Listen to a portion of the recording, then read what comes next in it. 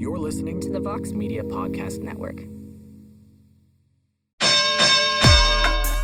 This is What the Heck with Mike Heck on MMAfighting.com. Now, here is your host, Mike Heck. What the heck? Well, hello there, everybody, and welcome to a brand new edition of What the Heck here on MMAfighting.com. I am Mike Heck. Hope you're all having a great week so far as we are in the midst of a rare weekend off from a lot of the major promotions in mixed martial arts. We got no UFC this weekend, no Bellator this weekend. We found out last week that the one championship event that featured that pretty damn cool atomweight Grand Prix, that has been postponed. PFL off once again this week. I know there is a Kombache Global card. XFC is back later on this week on NBC Sports, so you will have some MMA to watch if you choose to do so, but no UFC, no Bellator. There you go. But a very busy weekend this past weekend in the world of mixed martial arts. Friday, we had the return of Invicta, their debut on Access TV. They crowned a new flyweight champion in Karina Rodriguez. Alicia Sabatello retained her atomweight title. Close fight in the co-main event. She won via split decision.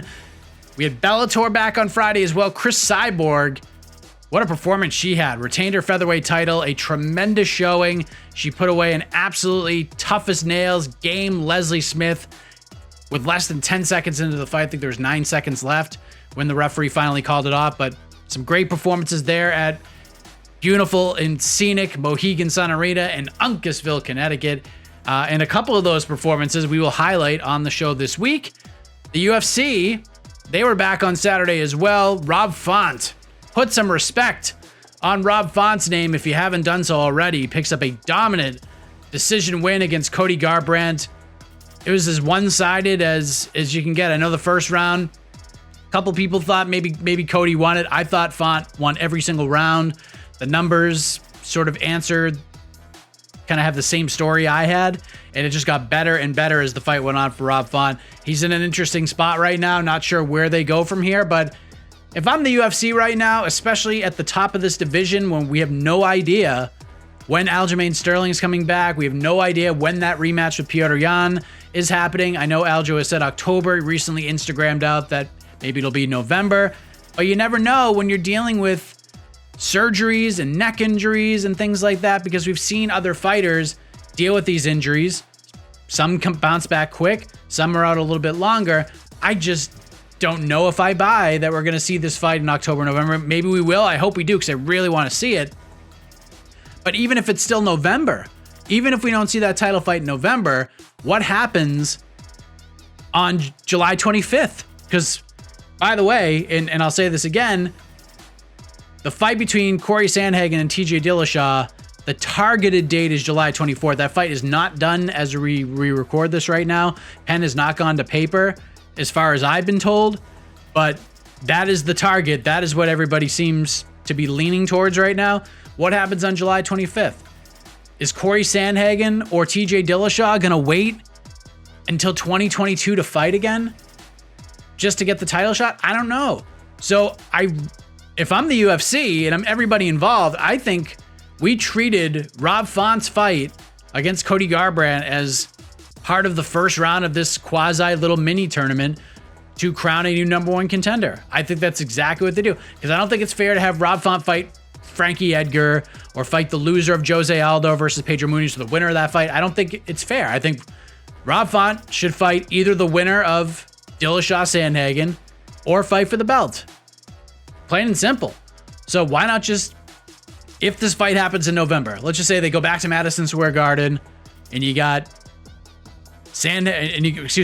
all these bantamweight names drive me crazy. And you got Aljamain Sterling versus Petr Yan on that card. Let's just say November's at MSG. There's probably going to be a couple other title fights. You just throw Rob Font versus the winner of Sandhagen versus Dillashaw on that same card. There you go. One, because you're putting the spotlight on the division, adding another bantamweight fight, just proving to the world that bantamweight is just awesome. And two, you got a contingency plan in place. If something happens before that fight and one of those guys can't go, you get two other options right there. I think that's the best way to go about it. You just have the fights, let them run this little mini tournament. The winners of those fights in November, then they fight next chance in 2022. I think that's the way to go. We'll see what happens there. Carla Esparza, by the way, she should not be in any other conversation unless she's fighting Rose Namajunas for the strawweight title. After that performance, made a gigantic statement stopping Yan Xiaonan. That was some showing. She did exactly what she needed to do and then some to earn that title shot. She could have been a little more fiery on the mic, but that's not really her style. Because if Yan Xiaonan won that fight, there's no doubt in my mind she was fighting Rose Namajunas. There would be no talk about a Zhang Weili rematch. They would have given Yan Xiaonan the shot, and I understand why. I'm also not surprised, and I said this after UFC 261, I would not be surprised if the UFC ran back Rose Namajunas versus Zhang Weili if Carla Esparza won. And that's what happened, but I don't know if anybody expected Carla to go out there and just put it on Yan Xiaonan the way she did. That was something else. And we'll see what happens there, but if I'm Carla Esparza, I ain't fighting again until that title is on the line. So even if there's the UFC does go ahead and rebook that rematch and do it again with Rose and Zhang Weili, Carla Esparza, her next fight will be against the winner. There's just no other way about it. Like, what else does this woman need to do? She's won 5 in a row. That was an exclamation point right there. So there you go. A lot to like about all those events this past weekend, but I'd be lying. I would be lying if I said I wasn't happy there's no UFC event this weekend. I'll take the breather. And I was telling AK this on AK Lee on to the next one. If the UFC took like this past weekend off and then put this card with Fonte and Garbrandt on this Saturday, I think it would have gone over a lot better. I enjoyed it, but I think a lot of people are kind of experiencing that 262 hangover a little bit, and you know, just a lot of events in a row. And I love it. I love watching the fights and covering them and all that, but you know, I'll take the breather. Long holiday weekend here in the US doesn't mean we're taking a breather from covering the sport. It just means no UFC this weekend, and I'm going to enjoy the 3-day weekend. But that reminds me, slight scheduling change next week on the show. Instead of this program dropping on Tuesday, it will actually drop on Wednesday due to the long weekend here in the United States. And the big reason why is a couple of reasons. One, I'm going to be heading to Boston this weekend. My parents are getting ready to move out of my childhood home in the Boston area. So we're going to help them load all the stuff into one of those pods, and so they could take it to Florida with them. And then when we come back here to Western Mass on Monday, that is Memorial Day here in the US, we're actually going to have a new member of the family joining us. A brand new adopted dog is supposed to be making its way here to the beautiful Berkshires to make the Heck clan a clan of 4. So I'm very excited for that, but that'll be a day to kind of like hang out with the dog and get him acclimated and all that stuff. So we will make the show happen on Wednesday next week. Because of that, I want to make sure the dog just doesn't lose his mind being in this house with this crazy family. But let's run down the lineup for this week's show. 3 guests joining the program. Here they are, back on the show. Danny Sabatello is going to join us, coming off his dominant decision win over Brett Johns at Bellator 259 on Friday. And look, he came on this program last week. He said some things that a lot of people sort of chuckled at, and guy goes into the Bellator cage. He did exactly what he said he was going to do. He dominated Brett Johns, and he kind of wants to come on here once again and send a message to the rest of the Bellator bantamweight division, and he will do so later on to wrap us up. Speaking of Bellator debuts, it was a damn good one for Mississippi's Hannah Guy, who handed Valerie Loureda her first loss as a professional to kick off the main card. She had Valerie in trouble multiple times. She was in trouble herself, Hannah Guy. She got dropped pretty hard in that first round, but Hannah battled back, almost submitted her. Some of those positions she had Valerie in were nasty. That armbar seemed like it was in forever. Valerie's looked like a full arm cast. She suffered some ligament damage in the fight, but Hannah Guy went in there and did the damn thing. We'll speak with the Hurricane about that, her future, and much more. But first, people have been asking me about this gentleman for over a week now. So I wanted to bring him back on the show for, I know he's talked about what happened at UFC 262, but I believe this is his first interview since that event in Houston, Texas. So I wanted to bring him back, and I really appreciate this. Let us welcome back Shane Burgos. All right, so truth be told, I've been bugging this man for a little over a week now, and it means a lot. that he has agreed to join me coming off his fight of the night against Edson Barboza at UFC 262. The fight ended in a way that honestly I've never really seen before in the third round. So let us welcome Shane Burgos to the program to talk all about it. Shane, thank you for doing this, man. How are you? I'm good, man. I mean, I've been better, but yeah, I'm all right. Well, I have been a pest. I do apologize for that, but thank you again. First things first, it's been a little over a week since the fight has happened. How are you feeling right now? That's more important than anything else. Physically or mentally? Both. Physically, I feel pretty good. I got a couple bumps and bruises or anything like that. No headaches or anything like that. I feel pretty damn good. I'm just ready to get back to training. I want to so fucking bad, but obviously I'm taking it safe. I have a family, so I take my health very seriously. So I'm taking it easy, but I'm able to ride the bike and stuff like that. So I've been doing that basically every day, riding the bike, like the Airdyne bike and the regular spin bike. Been doing that a lot. But other than that, I can't wait to get back to training, man. Mentally, how I'm doing mentally, I'm pissed. I'm really fucking irked and annoyed. But it is what it is. I can't do anything to change it. So I've accepted it, and I'm going to grow from it. I'm going to move past it. I'm not just going to sit and dwell on it. But yeah, when you ask how I'm doing, like the first thing I think of is I'm just fucking mad, man. It hurts. Is it the loss, or is it just like the whole package, like the whole fight, everything around it? No, but I thought the fight was I thought it was a fun fight. I thought it was going good. I thought it was going my way. I'm just mad that, I mean, I guess not mad, but I didn't, like, I threw the punch, I threw a jab, and I brought my hand right back to my head. He just came over the top with it. It wasn't like I threw the jab, brought it back down here, and he called me clean, me being lazy. Like, I threw it straight out, brought it straight back. He came around it. And it wasn't like, so I mean, I have no excuses when it comes to that. And I felt great. Like, the fight week was so smooth. The weight cut was so smooth. I really have no excuses. I just got caught. So I guess that's the frustrating part. The part that maybe if I had excuses, it would be easier to accept. But not having excuses, it kind of just hurts. It's like, damn, what the fuck, man? And then on top of that, like, I talked about this on my YouTube channel, actually. I have 3 losses ever. And all 3 of those losses came from the third round. All 3 of those losses came to top 10 guys. All 3 of those losses came to really good opponents that just they just caught me in that third round, which is the ironic part, because I always feel so damn good going to the third round.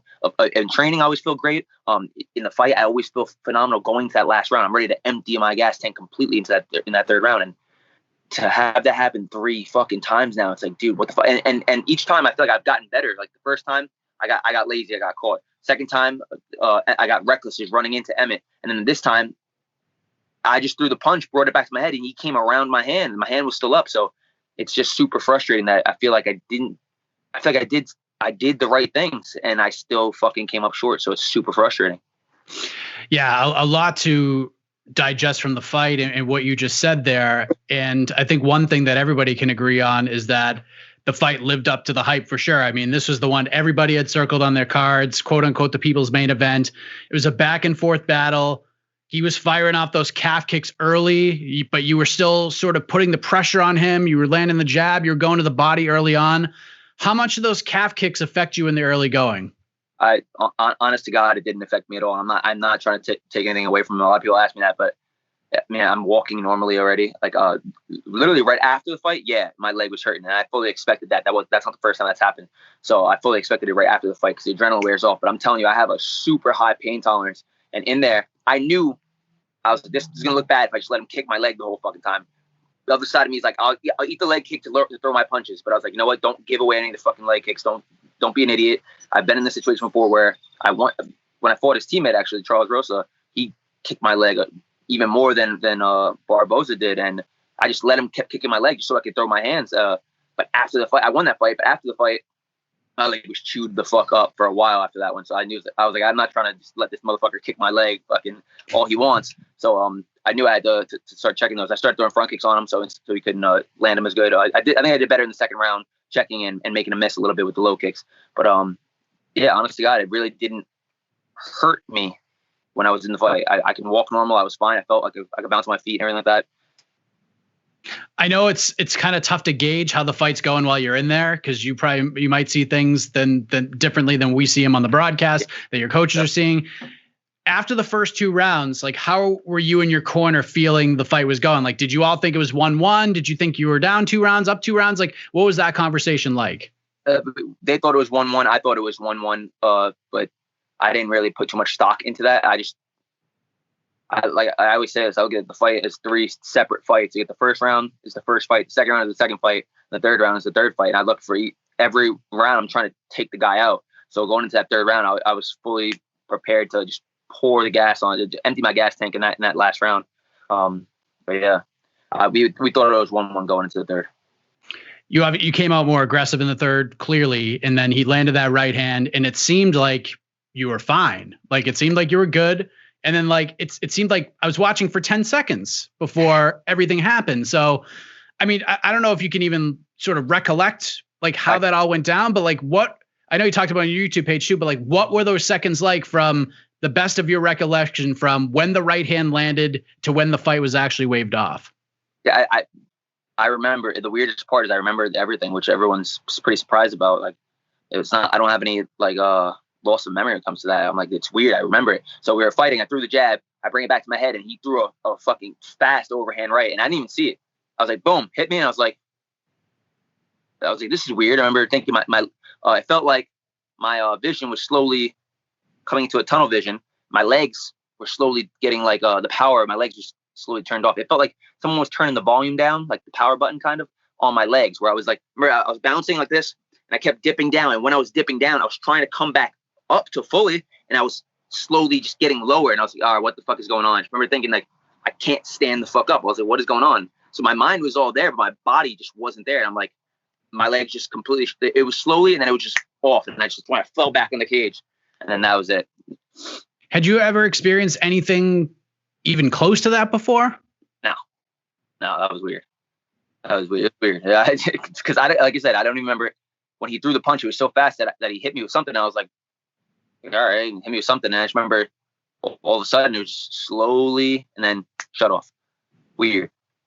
I mean, I saw some doctor did like a review or something like that. I didn't even watch it, but I heard they were attributing it to my conditioning and to my cardio and that, which is, I guess that's a compliment, but it sucks.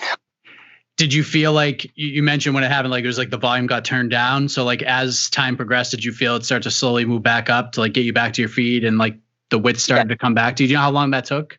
Literally as soon as the fight ended, like as soon as the referee stopped the fight, and I definitely went out for a second. I remember that where I was like, I woke up and I was like, oh my God, I sit up and I look around, I'm like, you gotta be fucking kidding me. Like I just knew the fight was over. I was like, he caught me with something. And I remember laughing in the moment because I just was in complete disbelief where I really could not, it felt like it was going my way. And I was like, are you kidding me? I really just got hit with something. And that's what it was just it was a weird feeling. It really was. I was just like in complete disbelief.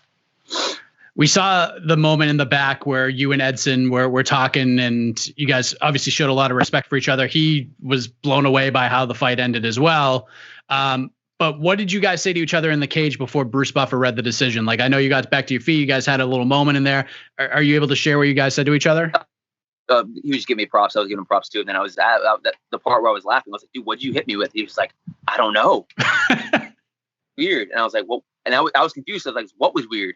And he was like, the way he was just like, I don't know what I hit you with. And then I see the thing, and I'm like, wait, that was when, because I didn't remember, like, thinking back, I remember, but in the moment, I didn't remember my legs shutting off like that until backstage when I talked to my coaches. They were like, yeah, you went down like after the punch. I was like, oh, I do remember that. Fucking gotta be kidding me. So in that moment, I was just really confused. One thing that sort of stood out from our pre-fight chat was you were talking about the Josh Emmett fight, and you admitted that one of the big downfalls was that you probably had too much fun in there. And one of the things that was kind of on my mind in terms of breaking the fight down was heading into it was, how will the fans getting rowdy and reacting to such a crazy fight, like how would that play into it? So I'm curious, like if the fans being so loud and boisterous, did that have any effect on you at all? Like, were you eating that up? I definitely was enjoying it, but I wasn't, I didn't let it consume me where I was reckless. I felt like again, I got caught 100%. He caught me. He did a great job catching me, but that was more props to him than me being lazy. You know what I mean? Like I said, I threw the jab, I brought my hand straight back to my face, and he just came over the top. So I didn't get caught up in that moment of, I knew it was a really exciting fight. I knew it going to the third round. I could feel the energy of the crowd. I was trying to pump them up into that. So I understood it, but in the back of my mind was like, don't get caught up in this. Don't get caught up in this again. And I felt like I didn't, and I still fucking came up short. That's why, that's why this one really fucking hurts. It really does. Dana White spoke to the media after the event. He essentially said sort of the same thing he stated after Calvin Kattar's loss to Max Holloway. Like, no talking to anybody, like, get your ass to the hospital and take care of yourself. Like, what was that process like, if you don't mind me asking? Like, how long were you there? Like, what kinds of tests did they put you through before they let you go? Like, what was that like? Dana was cool. He came up to me after my fight. He ran over to me and talked to me a little bit like that. Just telling me, he's like, don't worry about me, any of that. I'm going to send you right to the hospital. I was like, that was an amazing fight. And I was trying to in the moment, I was just like, just tell me that was fight of the night right now. I was like, I know the rest of the card's not done, but that was fight of the night, right? He's like, so far. I'm like, all right, I'm taking your word for it. That's fight of the night.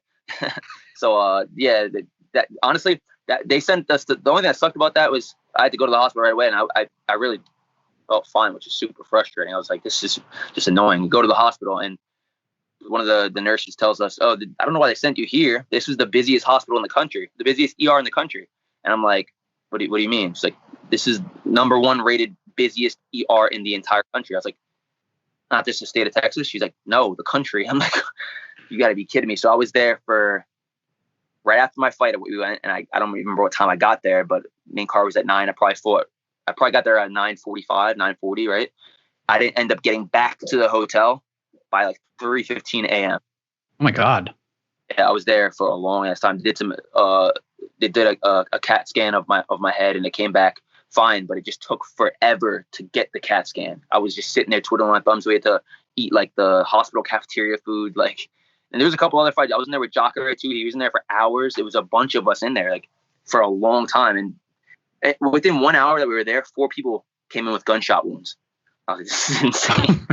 It was that experience was pretty crazy. I saw a guy getting resuscitated on a gurney, like running him by my room. Guys standing on the emergency table, what do you call it? Guys pushing it. While the guy's pushing it, the guy's on his chest, reviving him. The guy's just lifeless. I'm like, this is insane. I was like, get me the fuck out of here. So you're probably like so relieved to go back to your hotel and beat feet. And then I got back to the hotel. My flight is at 7 a.m. So I got to leave by 5 a.m. So by the time I'm done showering, it's 4 something. I'm like, I didn't even go to sleep.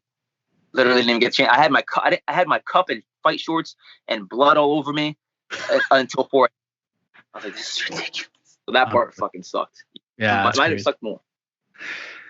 You get home the next day after all of that, man, and you put out that statement. You let everybody know that you're good. You know, you're the patriarch of this growing family that you have. You just welcomed a new baby into the world. So I assume along with the extra $75,000 that you did get for the fight of the night, kind of softens the blow a little bit. But I mean, how would you, I guess, describe the last week or so since you got home?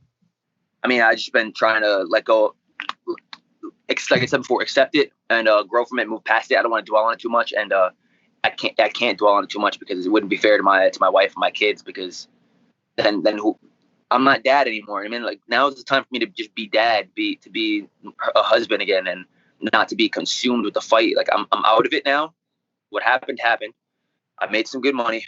Could have made more money had I won, obviously. So that sucks. But I just gotta be dad. I gotta focus on that. So that's all I've been doing. Like, we just came back to the zoo.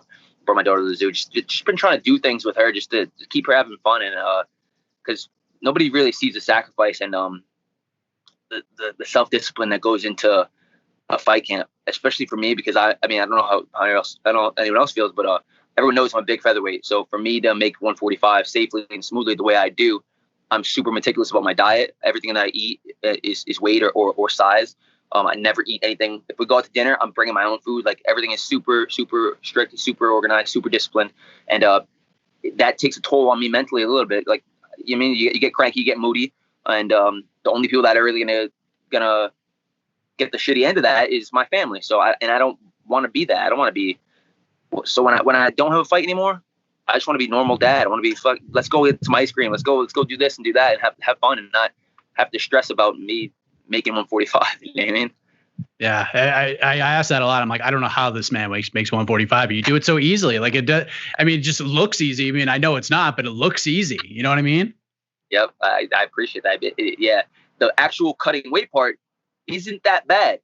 The dieting down to a safe weight to be able to cut the weight, that's the part that it's just not fun, man. And 155 is definitely in my future. I don't know when, but it's definitely in the future for me. Yeah, that was going to be my next question, but I know you were suspended indefinitely by the Texas Commission. And I know you've seen doctors as well. Like, have you been given like next steps, time frame for like when you can get back in the gym and stuff? I just saw a neurologist 2 days ago, and she cleared me. She was surprised when I was telling her I had no concussion symptoms whatsoever. I have no nausea, no lightheadedness, no fogginess, no throwing up or anything like that. No light sensitivity, no memory loss. She was just like, all right, and no headaches at all. And she was pretty surprised, and I guess I'm a little bit surprised too, because how surprised she was. But she said that concussion symptoms can come 7 to 10 days later. She's like, after the 10-day mark, let me know. And if you're not having any symptoms, then we don't have to worry about it. But if you are having any symptoms, we'll come back and do an MRI of your brain just to be safe. But right now, I think you just lay low, hang out, don't work out too crazy right now. Wait for the 10 days to pass, and then we'll go from there. So that's what I'm going to do. That's good news. I have to say, one of my favorite moments of fight week, and it warmed my heart to see it, was that video of Michael Chandler saying, "Hey, you want to see who my favorite fighter on the roster is?" And then he goes back and there you are. Because that was amazing, because I know how much admiration you have for him. What was that like for you, knowing that the feeling's mutual from Michael as well? Man, that was cool, man. That was super humble of him too. Like, the dude is a really humble guy. Like, I didn't know him personally. You know what I mean? Like, I've only talked to him a little bit on Instagram and heard like him shouting me out. Where I'm like, I don't know this guy, and this is pretty fucking humble of him, because I've been a fan of his forever, and to hear he's a fan of mine, that's cool to hear. And then to have that clip shot on the embedded, that was awesome, man. I got a lot of props from that on Instagram and stuff like that. That was really cool fucking guy. Yeah, that was such an amazing moment. I know. Were you able to like watch the card at the hospital at all? Like, did you see the main event? Yeah, I did. He was a couple punches maybe away from winning the belt. So wild. And then to see Oliveira bounce back like that was pretty crazy. Yeah. Such a wild fight. Were you starting to get worried, like after watching those like first round and a half, like, oh man, I might not get fighter than anymore? Yeah, it definitely was. I was like, fuck, this is definitely gonna be fight night. Because I at that point I didn't watch my fight, so I didn't know how exciting my fight was at that point, right? So I'm me watching that Chandler fight. I was like, this is a great fight. I was like looking at my coach and my teammate, like, you guys sure I still got it? I was like, I don't know. Oh, good for you, man. I'm happy that you got the bonus. I'm happy you're in a good place, and now I can stop bothering you. But before I let you go, man, I can't even begin to tell you like how many people have reached out, like asking for updates, how you're doing. And I try to like send them to your YouTube channel. And finally, I'm just like, all right, I'll try to get them on the show. But do you have like any message for your fans, like the people who have your back, that these people that continually ask about you and how you're doing? What do you want to say to those people?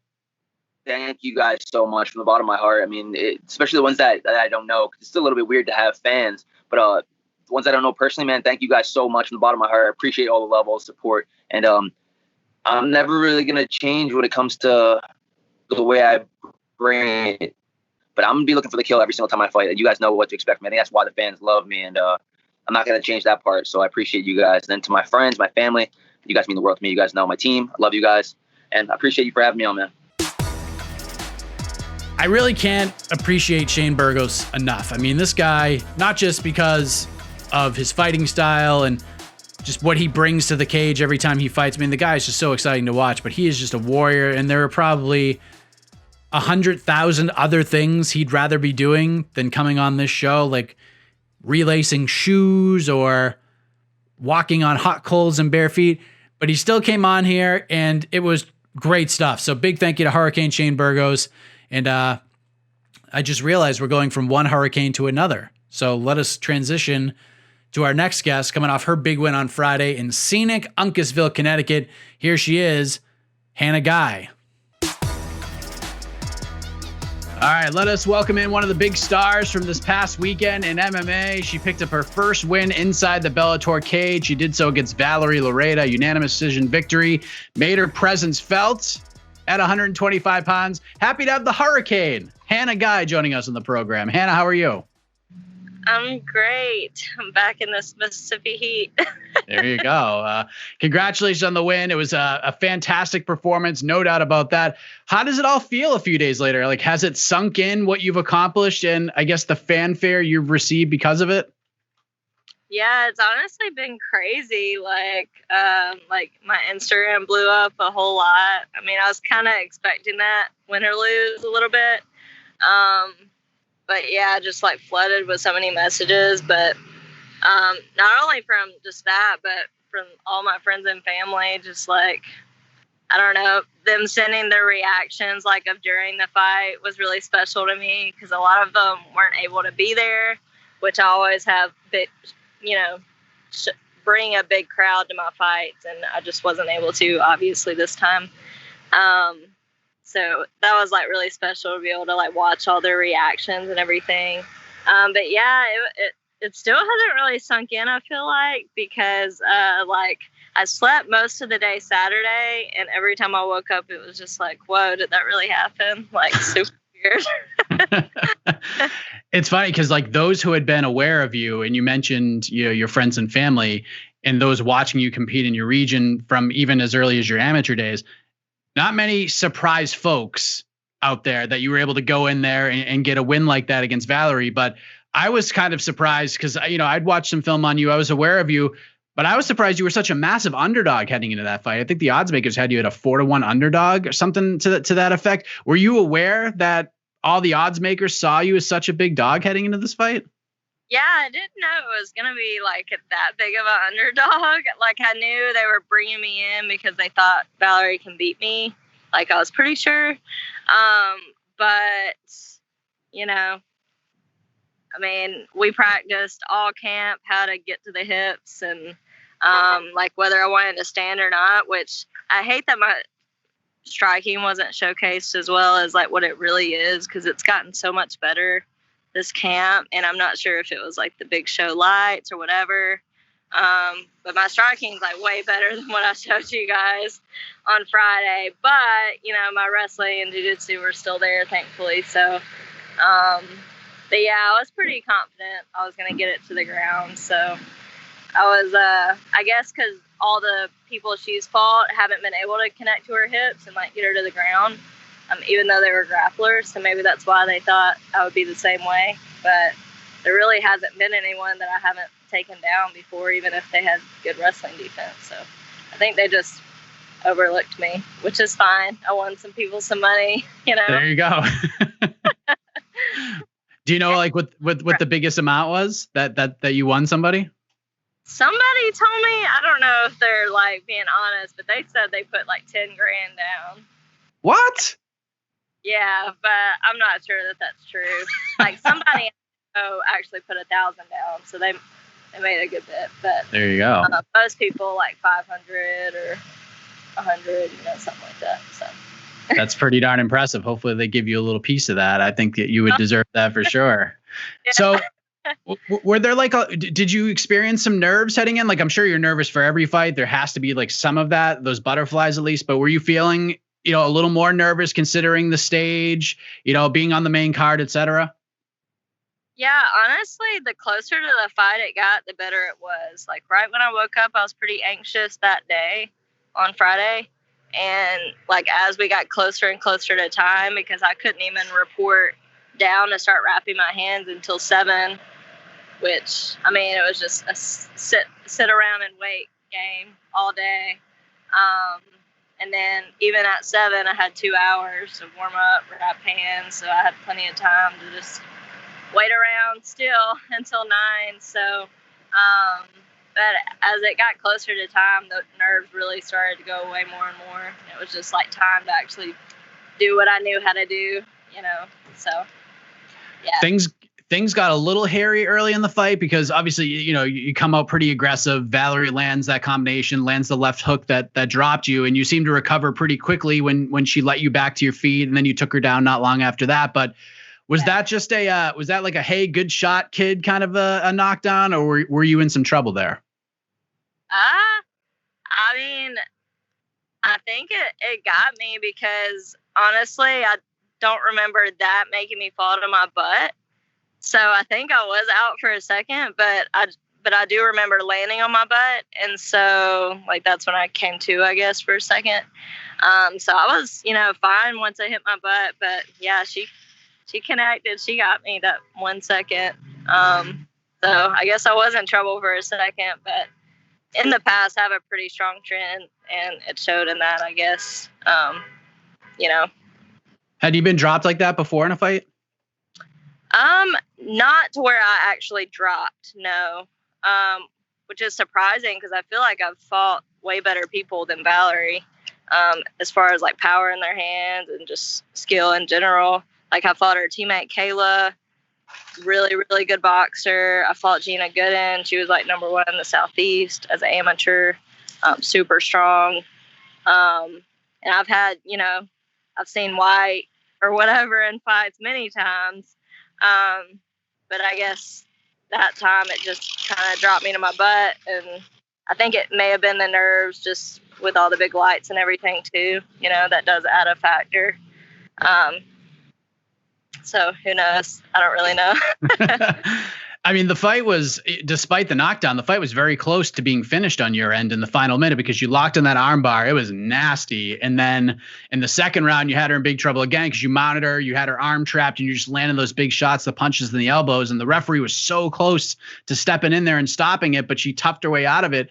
Were you surprised at how tough she was and how she was able to escape some of those really difficult spots that you put her in?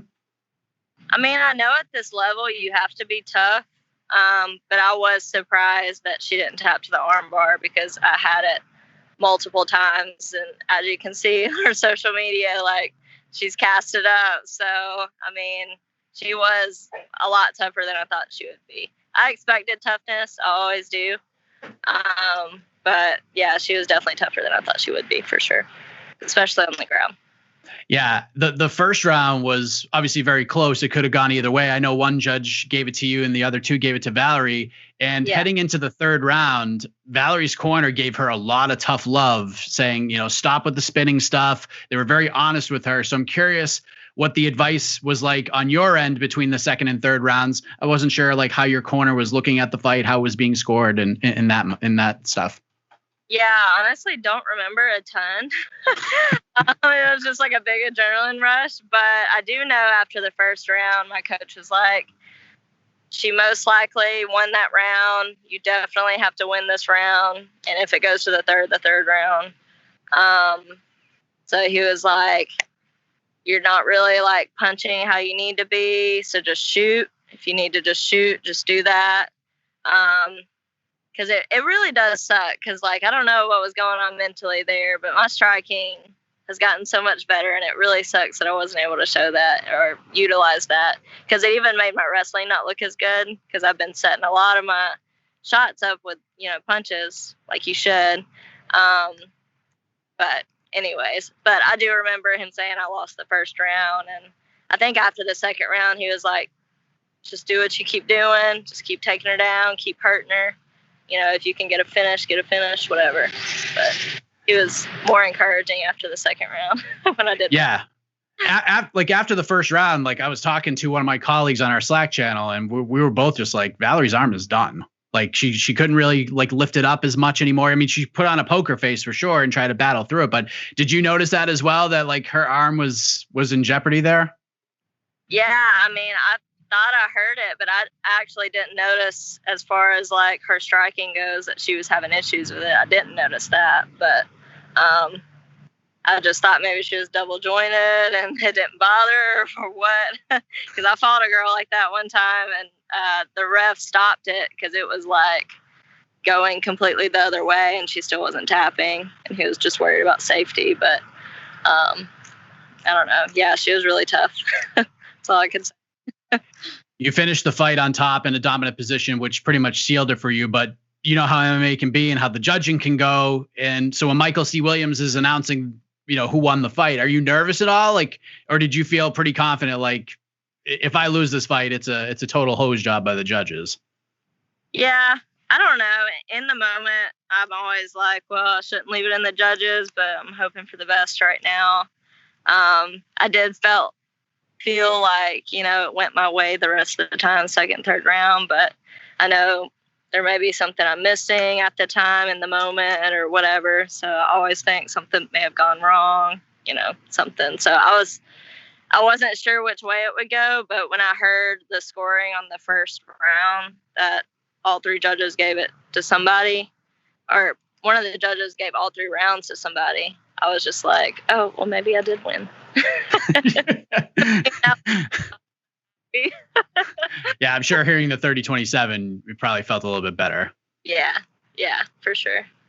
I have to tell you, the Hannah Guy little dance move at the end after you got the decision, it stole a lot of hearts, Hannah. It's been a very popular move throughout this past weekend amongst the staff here at MMA Fighting. I know our producer Casey, who's on the line right now, just loves doing the dance. He's been doing it like on every live stream. We've been doing it afterwards. You kind of stole his heart along the way. Is there a name for this dance move yet? No, I don't guess so. I was just being my goofy self. I don't know. Have you seen that GIF like going crazy? Yeah, I've seen it a little bit. Some people have been sending it to me. I'm just cracking up. It's so awesome. And you obviously you have received a lot of praise for your win. And on the other end, Valerie's been taking a bit of a beating on social media. And I'm sure you know this. The sport can be pretty tough when it comes to some of the fans. And I know she's probably used to getting some of that hate and getting chastised. But like yourself, being so young in your career, personally, I think it's a little bit unfair with her being so young, and same if it happened to you. But have you kind of noticed some of the harshness that she's gotten? And if so, how do you kind of react to all of that? Yeah, I mean, I can't be on her Instagram just all the time being like, no, she's great, whatever. But, I definitely think people just don't understand the sport, and they have no right to say anything, even if she is like a terrible fighter, which I don't think she is. Even if she was, she's still getting in the cage, unlike, calling people who just are just talking shit on social media. Like, nobody has a right to say anything. I think that's kind of messed up that, people are just sending all that hate, when the other day people were like, whatever, saying, oh, you're going to knock her out, whatever. Like, people are just so finicky, and it's ridiculous. Yeah, but it's a rough sport. It definitely could be a rough sport at times. But she'll be fine. Yeah. Whatever. Those fans don't matter anyways. When you signed for this fight, was this a one fight thing, or did you sign a multi-fight deal with them? Yeah, it was a 1 fight. Hey, lady, come back. Come here. Sorry, the dog's running off. Yeah, it was a 1 fight deal. So we'll kind of see if Bellator wants me back or whoever. So I talked to my manager last night, and he said he would kind of explain to Bellator, like, what I wanted, and he was going to make sure that, whatever we signed or agreed to is exactly what I wanted for my future. And so he's taking good care of me, making sure that, whatever happens is going to be definitely in my favor and help me out. So we'll see. We'll see if they even want me back or whatever. I feel like I probably upset them a little bit, just, beating their superstar, but whatever. Did you talk to Scott Coker or anybody after the fight? No, I just had my post-fight interview, and then, that was about it. Got paid, and then just left the next morning. So haven't really talked to anybody on the Bellator side at all. Yes, of course. That your manager that you're speaking of is the legendary Matt Weibel. Great guy, set this all up, and good to. I know he was very happy after Friday night because not only you but Jaleel Willis also got a victory on the card. But right. Say if Bellator does re-sign you, and I think, or at least add fights to the contract, which I think they'd be kind of crazy not to do at this point. Is there any sort of matchups that stick out to you? Is there like, and even if you don't re-sign with Bellator, any sort of dates stick out to you as far as like when you want to get back and fight again? Yeah, I think I would definitely want to fight again before the end of the year. Sometimes I get burnt out if I do more than 2 a year or if they're too close together. So I definitely would like some time. And not only time to just relax a little bit mentally, but because I'll still be training, but also to work on stuff and kind of figure out where that mental block is as far as my striking goes, so that under that kind of pressure, I can really show my striking off and utilize it a little bit more. So maybe take some boxing matches if I need to, kickboxing, whatever, just to get more comfortable on my feet. Because I know I have so much more growth to go. So no matchups stick out to me necessarily, but I would like to fight before the end of the year for sure. So. And last thing before I let you go, I have to say kudos to you on the walkout song selection, because I think I was in 6th grade when Gangsta's Paradise came out from the great Coolio, and it was off the soundtrack of like one of just an awful movie, Dangerous Minds. Michelle Pfeiffer's in that, but that song when it came out was so massive. It was huge. So it kind of like brought me back to the days where life was a little bit easier. Hannah, is there a story behind that song and why you chose it as your walkout? No, I love like old school, like hip hop, but you know, I don't know. That song just gets me hyped, but it also kind of like chills me out at the same time. I can't walk out to something that's like too hype, because my nerves are kind of like get a little too going. So, but yeah, I just like the song, so that's where I walk out to. Big thank you to Hannah Guy for the time. I really think Bellator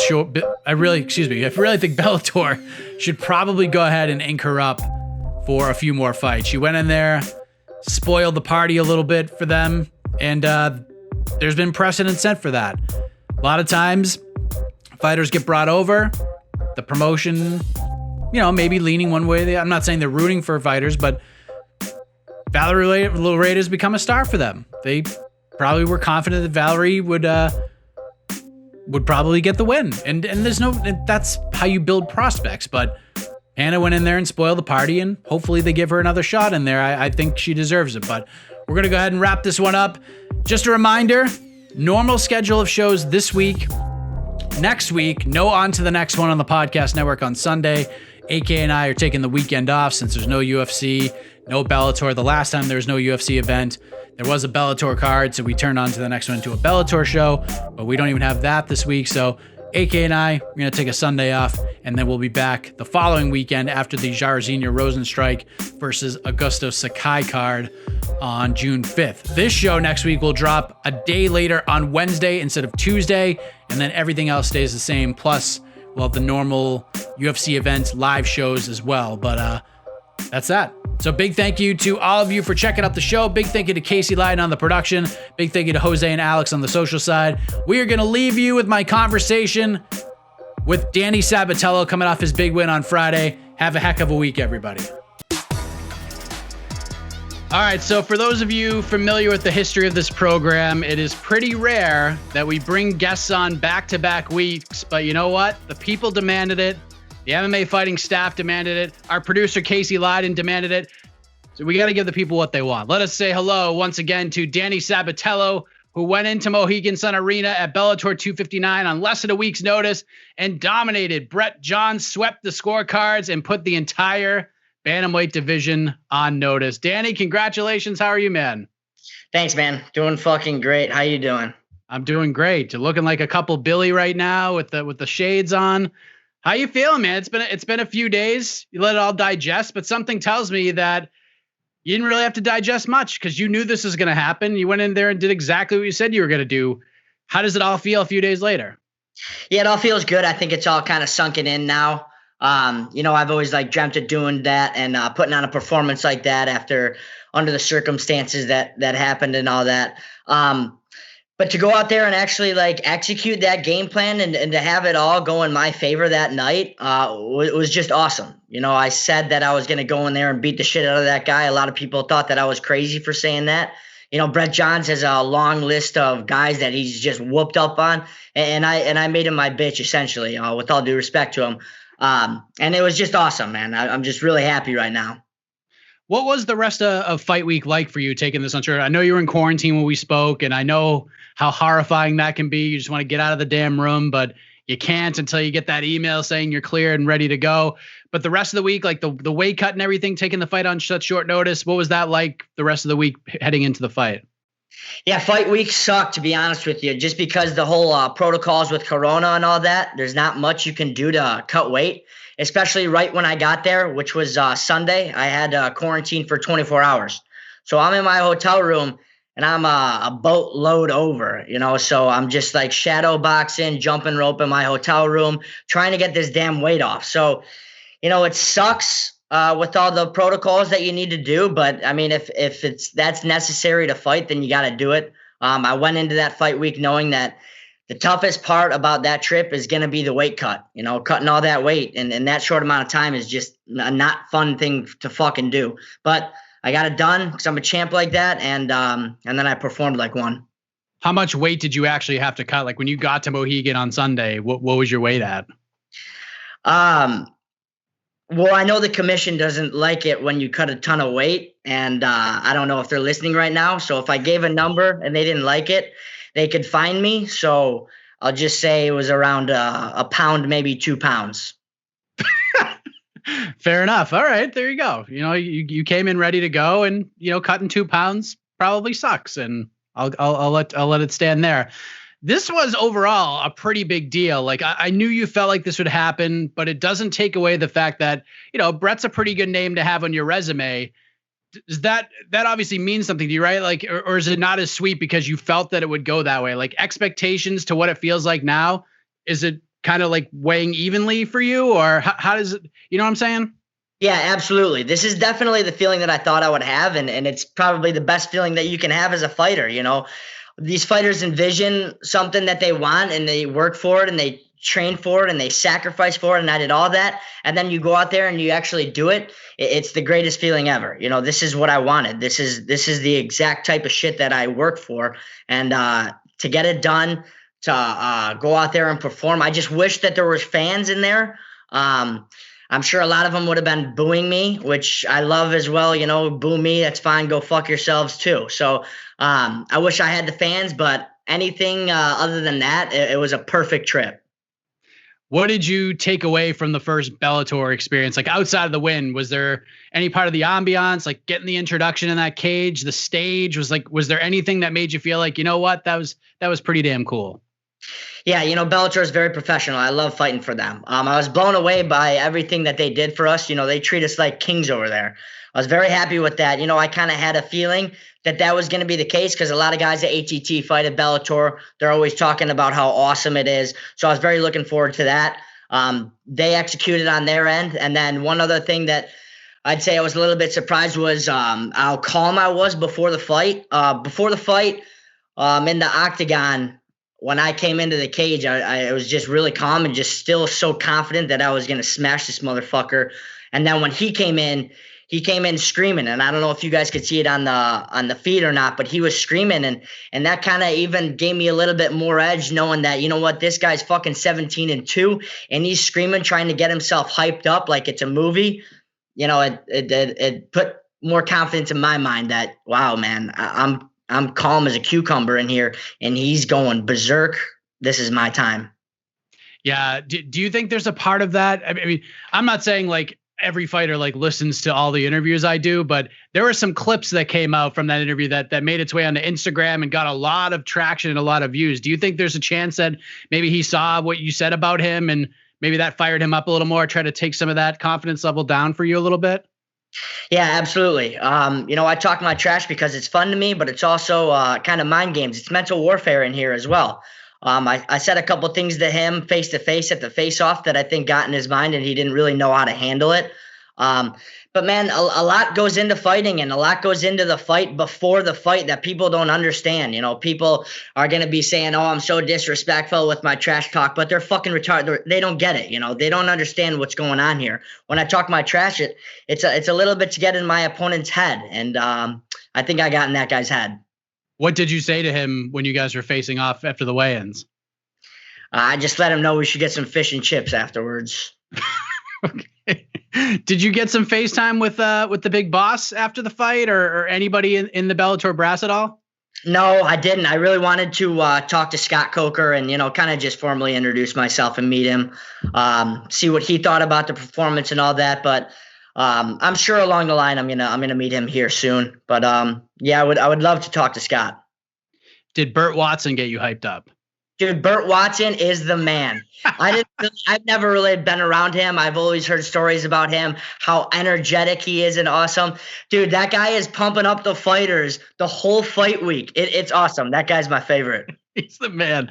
I was so happy when they brought him on board. It was such a good call, man. Like such a good guy, underrated. And I know a lot of the guys that were formerly in the UFC that got to work with him that are in Bellator now are just so happy that he's around, man. So that was the first time you really got to feel that energy from him.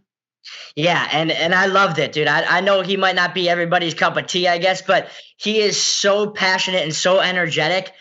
Before the face-offs, we're all standing there, and he has given us maybe like a 10-minute hype-up session, and I loved it. I mean, I was looking around to see if the other fighters were kind of feeling it, and it really, for the most part, seemed like everybody was loving it. I mean, that guy's awesome. Yes, it was funny because you were mentioning how some of your teammates at ATT were telling you dude, come to Bellator, it's awesome. And probably 2 or 3 hours after I talked to you, I talked to Austin Vanderford, and he was like, yeah, man, I told him to come. And when he found out that you got the spot, he was like, F yeah. So when you got the opportunity and you both went in there and got wins, that must have been a pretty cool moment to share that with him, because he was one of the guys that really helped you make that decision. Dude, take this Bellator opportunity. You're going to love it.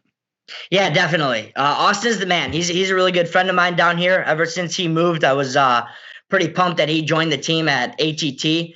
And I'm very happy that he won. I was slamming shots watching him tear that guy up Friday night. That was awesome.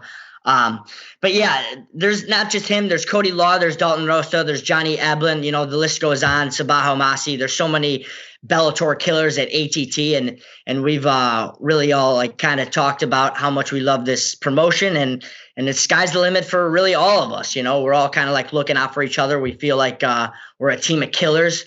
I think we went 3-1 because Alex Shabili also won on Friday night. It was another ATT stud. So, ATT's coming to take over Bellator. I loved watching the fight because Mauro Ranallo was essentially taking the transcripts from our conversation, saying look at this guy. He's coming in on his first fight. He's gonna expletive up our champion Sergio Pettis, but he's got to go in there and beat this guy first. And you felt like you could F up most of the guys in this division. And then you took it to Instagram after the fight and you kept your message very simple. And you just said, you're all effed. You're all in big trouble. I'm not going to say that word. If you want to say it, go right ahead. But yep. Why just those 3 words? I just want them to know that, man, I'm not messing around. And I know everyone, talks trash at some point. I'm going to keep talking trash because I know how good I am. I didn't even have a fight in the promotion and I'm already calling out the champion. That's probably never been fucking done before. But I say that because it's the truth. And honestly, it's not really even trash talk. I say I'm going to fuck up Sergio Pettis. That's not trash talk. That's just a fact. If we fight, I will fuck that guy up. So I think the whole bantamweight division is fucked because I don't know who I'm going to fight. I anticipate a lot of guys trying to duck me, but you can only duck me for so long. I don't know who my next fight is against. I don't know who I'm going to fight in 2 fights or 3 fights. So I'm just letting them all know. It doesn't matter which one of you guys it is. You're all fucked. I saw during the post-fight interview you did with the media, you called out Jornel Lugo and Josh Hill. Is that accurate? And if so, why those 2 gentlemen? Yeah, so I don't think I'm going to get Sergio or Juan right off the get-go. That's just kind of the way it goes. And then Higo and Darian Caldwell just fought, so I don't really know their timeline. I know a lot of people are pussies and they don't really like fighting actively throughout the year, so they might want to take a little bit of time off. I know Patrick Mix and James Gallagher are having their little pussy-ass game of who's going to keep backing out first. So I don't know if they're fighting each other or what. And then just went down the list really that ended up on Josh Hill and Jornel Lugo, because I do want another ranked opponent next fight. I think I deserve another ranked opponent. And those 2 names just made sense, and I also see myself fucking up either of those guys. I didn't want to just call out one person because I figured, they're probably going to duck me. So I call out 2 people. Chances are I land one of them. So whichever one of those bitches, it doesn't matter.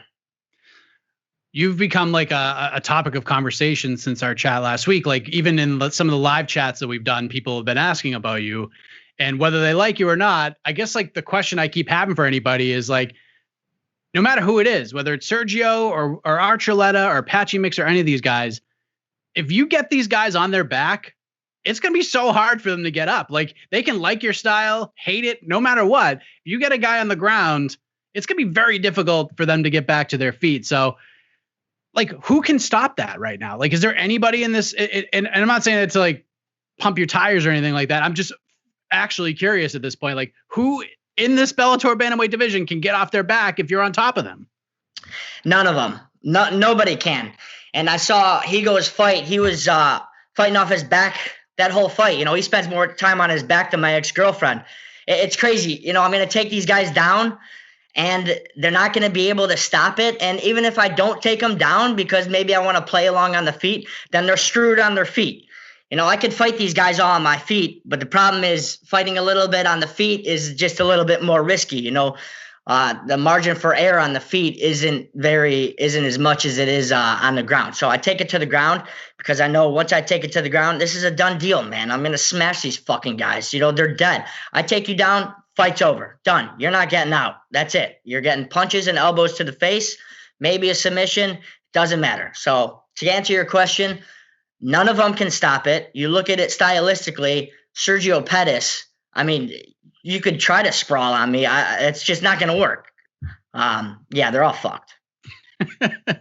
What have you made of Darrion Caldwell? I know you mentioned that fight a couple of times, and I feel like with the athleticism he has, some of the gifts that he has that a lot of fighters don't, like he should be, a lot of people feel like he should be a world champion right now, but for some reason there's just something holding him back.